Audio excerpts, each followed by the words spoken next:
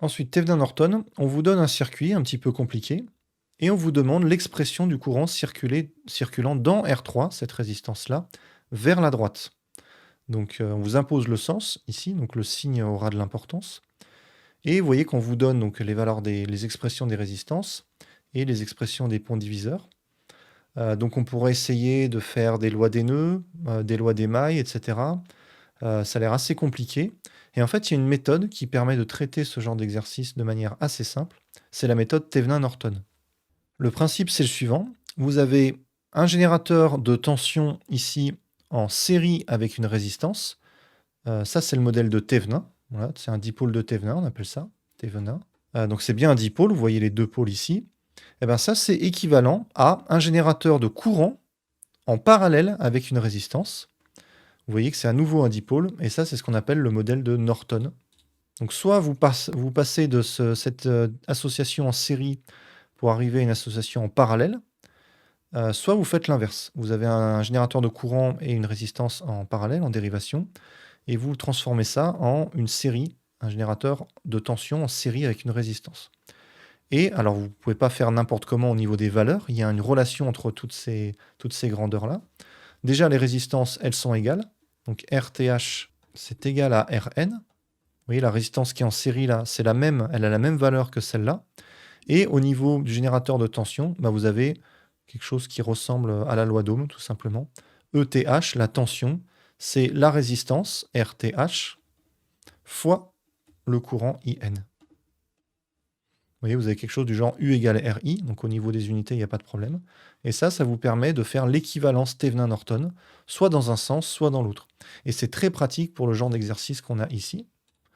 Donc ici, par exemple, ce que je peux faire, c'est transformer, vous voyez, cette série-là, cette association en série, en un générateur de courant en parallèle avec R1, la résistance ne change pas, et tout ça, tout ce dipôle sera en parallèle avec R2. Donc je peux faire le schéma ici. On a E1, R1 et R2. Donc E1, R1. Le tout, je mets bien les bornes du dipôle, qu'on comprenne bien ce qui se passe. Le tout en parallèle avec R2. Et ce que je vais faire, c'est transformer ce générateur de Thevenin en générateur de Norton. Donc je mets un générateur de courant en parallèle avec R1. Et de l'autre côté, je reproduis. J'ai une résistance R2 qui est en parallèle avec tout ça. Voilà, donc là j'ai un courant I1 que je peux appeler. Et donc là je sais que c'est la même résistance, mais il faut donner l'expression de I1. Donc I1, c'est égal à, je regarde l'expression que j'ai donnée là. Le courant, c'est ETH sur RTH, donc E1 sur R1. Et là, il faut faire attention à bien mettre les flèches dans le même sens. Vous voyez, les deux flèches vont vers le haut. Ici, pareil, les deux flèches vont vers le haut. Si elles ne sont pas dans le même sens, vous mettez un signe moins, tout simplement. Et après, derrière, il y a le reste du circuit qui ne bouge pas. Donc là, j'ai juste reproduit la partie là. Et ça, pourquoi c'est très avantageux?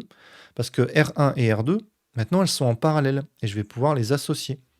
Donc ça va être équivalent. Donc là, tout ça, ça va donner le même circuit. Donc les courants, les tensions que je vais retrouver à droite, elles ne vont pas être changées par la transformation que je suis en train de faire. Et l'avantage, c'est que je suis en train de simplifier tout ça. Donc j'ai déjà pas mal de lettres qui sont utilisées, voilà, jusqu'à R5. Je vais essayer de suivre le corrigé, je l'appelle R6. Hop, là c'est I1, qui vaut ça, qui vaut E1 sur R1, avec le reste du circuit que je ne bouge pas.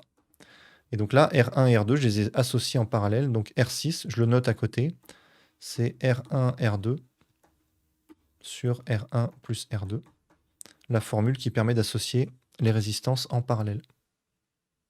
Donc vous voyez, c'est ce qu'il y a ici, il y a R6 et ce générateur de courant I1 qui vaut E1 sur R1. Je fais pareil de l'autre côté et je simplifie. Vous voyez, on a la situation est symétrique là. Donc pareil, je me retrouve avec E5 sur R5 avec une résistance R7 qui est égale à R4 en parallèle avec R5. Et donc, vous avez les expressions de R6 et R7 qui sont données là. Alors, on aurait pu se dire, pourquoi est-ce que je j'associe pas directement R1 et R2 là, sans toucher à ce générateur? Et la réponse, c'est, je peux répondre par une autre question. Est-ce que R1 et R2 sont en série ou en parallèle? Je vous laisse réfléchir à la question, vous pouvez faire pause, essayer de revenir à la définition de ce que c'est qu'être en série ou être en parallèle, et de répondre à ça, est-ce qu'elles sont en série ou en parallèle, ou en dérivation? La réponse à ça, c'est que c'était une question piège, elles sont ni en série, ni en parallèle ici. Pourquoi elles ne sont pas en série? Parce qu'il n'y a pas le même courant qui les traverse. Vous voyez, le courant qui traverse R1, il y a une partie qui s'enfuit vers R3 là, donc il ne se retrouve pas intégralement dans R2. Donc elles ne sont pas en série. Il n'y a pas le même courant, elles ne sont pas en série. Et elles ne sont pas en parallèle parce que, ok, il y a le même potentiel au-dessus. Au-dessus de R1 et au-dessus de R2, c'est bien le même potentiel. C'est relié par un fil. Mais en bas, non, c'est pas relié par un fil. Il y a un générateur de tension entre les deux qui vient justement changer le potentiel de part et d'autre du générateur. Donc ici, vous avez le potentiel là, en bas de R1, qui n'est pas égal au potentiel en bas de R2. Et donc, elles ne sont pas en parallèle. Elles sont ni en série, ni en parallèle. Et donc, je ne peux pas les associer, je ne peux pas simplifier. Et c'est pour ça qu'il faut d'abord faire la transformation Thevenin-Norton pour pouvoir ensuite les avoir vraiment en parallèle, comme ici sur le schéma. Là, vous voyez, il n'y a pas de problème, c'est bien le même potentiel en haut et le même potentiel en bas. Et ensuite, on continue. Donc, on a cette fois-ci R3 qui est quasiment en série avec R6. Donc, ce qu'on va faire, c'est faire la transformation inverse. Alors, vous allez me dire, mais on tourne en rond du coup. Mais non, parce qu'entre les deux, on a associé les résistances. Vous voyez ici, j'ai transformé Thevenin en Norton. Et là, je passe pas de Norton à Thevenin tout de suite après. Avant, entre les deux, j'associe ces deux résistances pour trouver R6.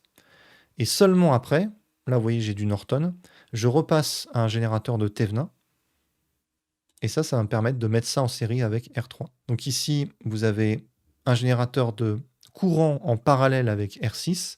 On va mettre un générateur de tension en parallèle avec R6. Je fais pareil de l'autre côté, en série avec R6. Et donc, l'étape intermédiaire, là je vais la dessiner pour que ce soit un peu plus clair. Donc là, j'en suis ici, j'ai ce schéma.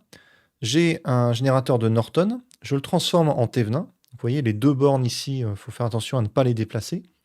Donc ça va être en série avec R3. Il faudra donner l'expression de E6 en utilisant toujours la loi qui ressemble à la loi d'Ohm. Donc E6, c'est I1, c'est R6 fois I1. Donc si vous voulez développer E6, il va falloir exprimer ce que c'est que I1 en fonction des données de l'énoncé. Et pareil, R6. Donc il va falloir développer après tout ça à la fin. Et de l'autre côté, je fais pareil. Voilà, j'ai transformé ce générateur de Norton en ce générateur de Thevenin, ici. Et là, magique, hein, j'ai plus que des dipôles en série. Donc là, je peux les associer les uns aux autres. Je peux changer l'ordre. Quand vous avez un collier de perles comme ça, vous pouvez changer l'ordre en faisant suivre les tensions, comme ce qu'on a fait dans un des exercices précédents. Et vous pouvez associer les résistances en série. Et ce qui est intéressant, c'est que vous pouvez associer aussi les générateurs de tension en série. Donc là, il faut faire attention. Vous voyez, les flèches ne sont pas dans le même sens.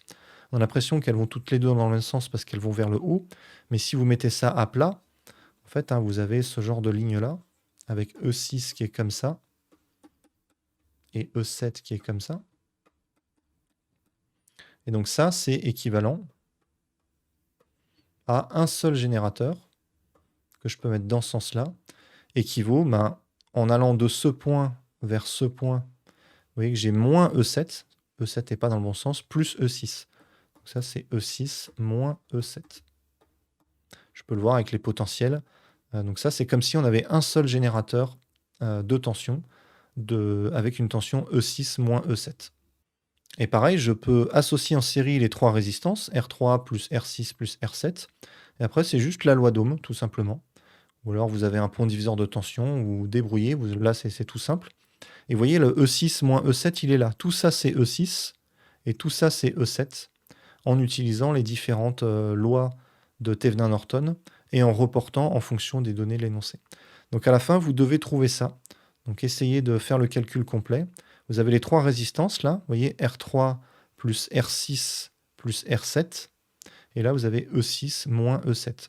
Et une fois qu'on développe tout en fonction des données de l'énoncé, voilà l'expression qu'on trouve pour I3.